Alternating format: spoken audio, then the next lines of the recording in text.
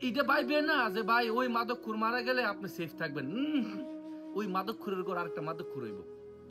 মাদক, বিশ্বাস করেন ভাই, মাদক এমন একটা জিনিস, যেই ব্যক্তি মাদক খু, তার কাছে তার বউ, তার বাচ্চা, তার ছেলে, তার মেয়ে, তার বাতিজা, এলাকাবাসী সবাই সেফ না।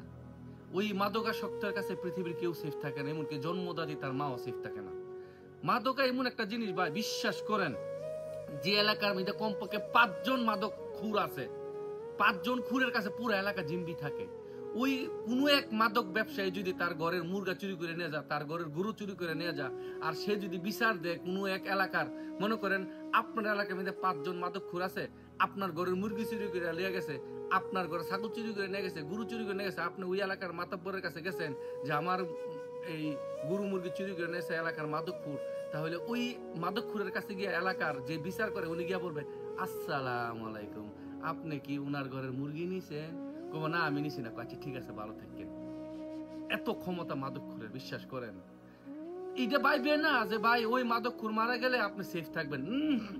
ওই মাদকখোরের ঘর আরেকটা মাদকখোর হইব।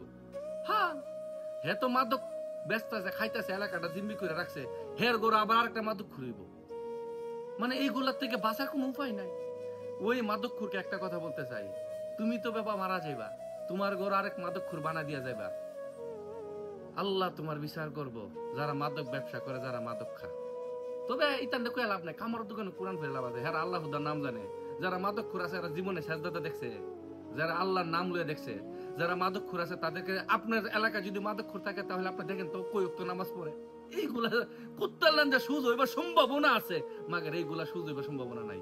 এগুলা মরার আগের দিন পর্যন্ত মাদক খায় মরবো, মরার যখন মনে করে মরে যাবো তখন কেবল আমার এক ডুব দিয়া দে, এক ডুব দিয়া দে। মাদক যাই যাই বলি আর কি, একটা কথাই বলে চাই দিন শেষে, যে যারা মাদক ব্যবসা করে তাদের সাথে লেনা দেনা আত্মীয়তা করা টোটালি বিচ্ছিন্ন করে রাখবেন, এটা আমার অনুরোধ। আপনার এলাকায় যদি মাদক ব্যবসা করে থাকে এমন একটা ব্যক্তি থাকে, তার সাথে কোনো ধরনের আত্মীয়তা কোনো কিছু করবেন না, তাদের থেকে যতটুক পারেন দূরে থাকবেন, যতটুক পারেন দূরে থাকবেন।